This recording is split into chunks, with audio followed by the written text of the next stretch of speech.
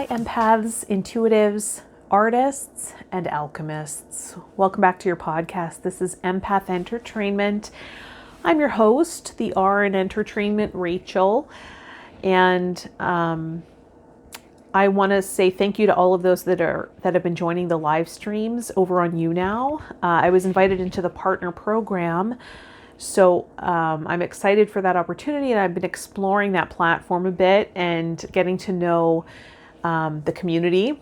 And what a great community. The people over there have been very inviting and welcoming, and just learning the ropes over there with amazing guests, some of my really incredible friends, having really fun, interesting conversations, and just kind of hanging out with that live stream vibe. So check me out, younow.com/urbanempath, and become a fan, and we'll interact in the chat. And I'm excited to present more content there. And here is a little more planned material, so it's a different vibe. And I understand that some people just want to listen to a podcast. Shorter, briefer, I get that. So I want to have some of both. Today I wanted to talk about some amazing, maybe mystical experiences that I've had working with the internal family systems model of healing. I'm currently being trained in advanced therapeutics there, broader applications, working with the nervous system and pain and markers for dis-ease and things like that.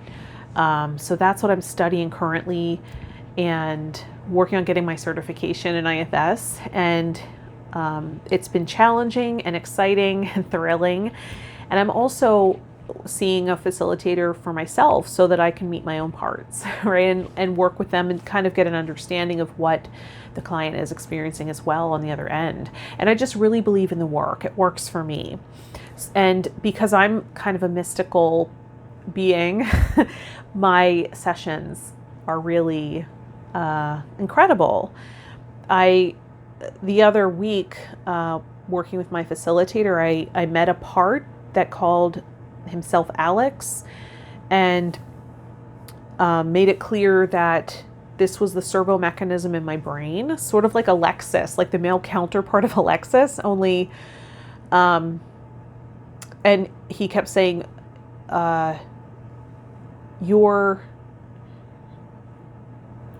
request is my command. And and I realized, and I had amazing experiences working with Alex outside of session, and just asking Alex, I need to could I turn up the vitality in my system right now? Or Alex, could I be more embodied right now? Alex, I need a little more energetic protection. And it's not 100%, but oftentimes I definitely experience the effect.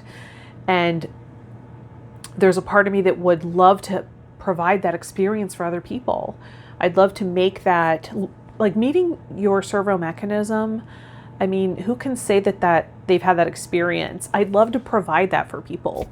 So I'm going to experiment and explore a little bit with other people and see if I can guide people into that experience for themselves, and make that and have that opportunity for you, my audience. I also had an experience where there was a protective part. And if you don't know internal family systems, we're working with sub-personalities that we call parts. It's a multiplicity model of the psyche. So the idea is you're born with a bunch of parts, and your true self, self-essence, self-presence is the part of you that can't be damaged. It's your perfect healer, perfect parent, and is best suited to guide. But all parts have some self-energy. I mean, some systems don't have a lot of self-energy to work with. So we're sort of, as a facilitator, testing for that, right? But I had a recent experience where I was working with a part that was very volatile, and he let me know that he presented as Doc from Back to the Future, And he let me know, and he was acting very erratic. And when I started to get to know him, he let me know that he was attempting to create balance in relationships, and by making people get back and and get away from me sometimes when they were encroaching on my boundaries. So he was the one that really wanted to enforce boundaries at any cost so that I could sustain a relationship long term. And then there was a part of me that didn't like that part. There was a part of me that thought it was annoying, and it was irritated by that part. And then as I got to know that part, it presented as an orb, an angel. And this was a pleaser. This was a people pleaser. And this part thought the way to maintain relationships was to make sure you're in the good graces of somebody, to make sure you are loving and kind. And it really discluded my kindness to me, though. And as I was getting to know these polarized parts, and those who are just listening can't see, but I have my hands extended. One part's on my left hand and one's on my right, right? And that's kind of how polarized parts work. And how I might work with them with a client, we might separate them out by putting them on different hands even. And there's a hypnosis technique called the visual squash, where you would do that very thing, putting two different parts of you or two different intentions that seem polarized, and then have an experience where they're able to come together. And I guess thanks to that experience and training with integrative hypnosis with Melissa Tiers, I had an understanding of that process somewhere back there, the subconscious.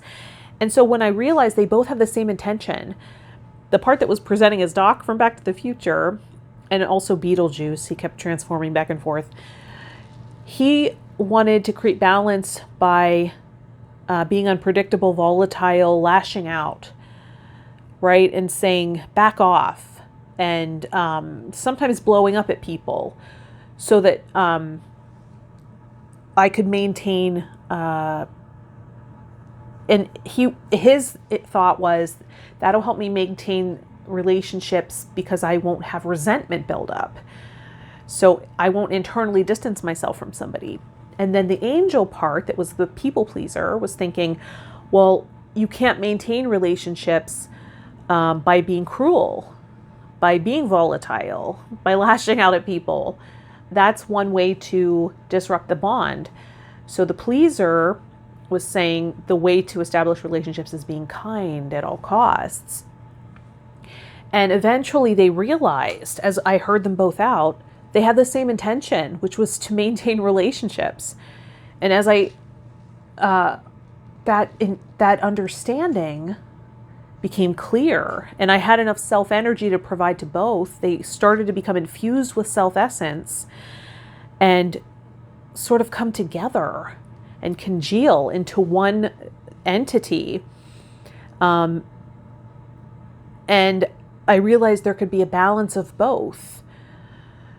You know, a boundary keeper that maybe I experience internally as harsh because I have this part that's a pleaser, and also the part that's kind but not at all costs, not at the cost of my own well-being and mental health, right? So as they work together, I'm able to have boundaries, but also extend kindness. And then also include myself when I think about being kind. I can be kind to myself too. And that's what it's like to work with a polarized part. You bring them out of yourself, get to know them as individuals. Often you'll find they have the same intention. And then when there's enough self-energy, you're able to maintain enough self-energy, either the client or you as the facilitator, providing the self-energy. And there has to be a certain amount of self-energy to even differentiate that these are parts, right? That can provide the unburdening and healing and understanding that will allow these polarized parts to sometimes come together, to work together, create more harmony within, harmonize to each other so they can be more compatible instead of creating that inner conflict or inner pull, push and pull.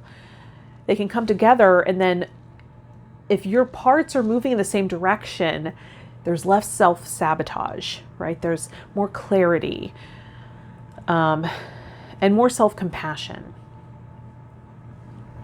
And that's the goal of the work, is to have that harmony so that you're able to move forward in life and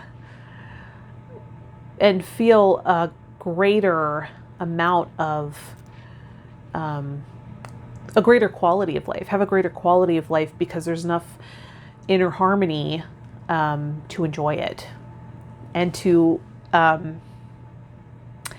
create enough goodwill in relationships that you're able to also have boundaries, but there's enough trust where that's respected.